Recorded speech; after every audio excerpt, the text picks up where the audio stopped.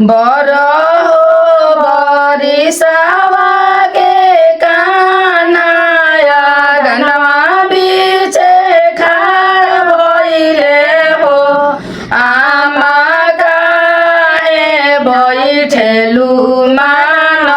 मारे त हमसे बतावन हो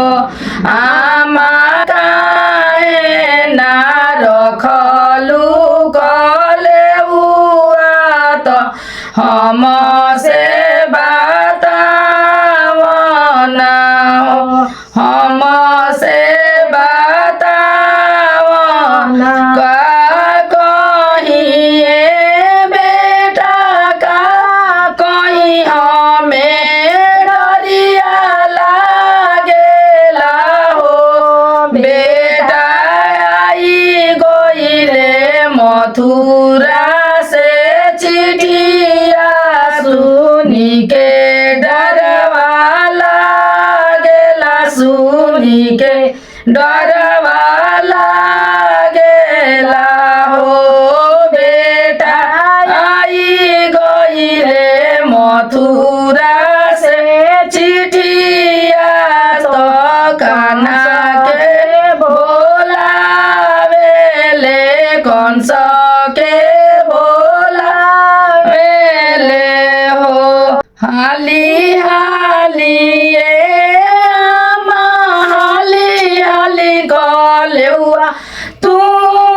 रख गलेउआ तू देहु ना हो आमा हम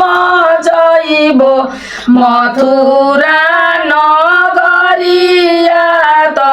कंस बोलावेला कंस बोलावेले हो आताना बचन देवकी सुनेली सुनी के जे रोवेली सुनी के रोवेली हो देवकी कान्हा तुई हमारा जिए के सहारा बात हम नाही भेजबी हम नाही भेजबी कान्हा तुई हमारा जिए के सहारा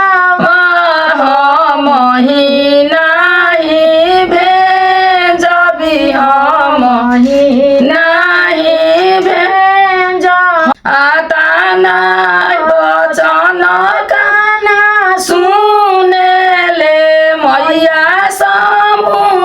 समुझावेले मैया समुझावेले हो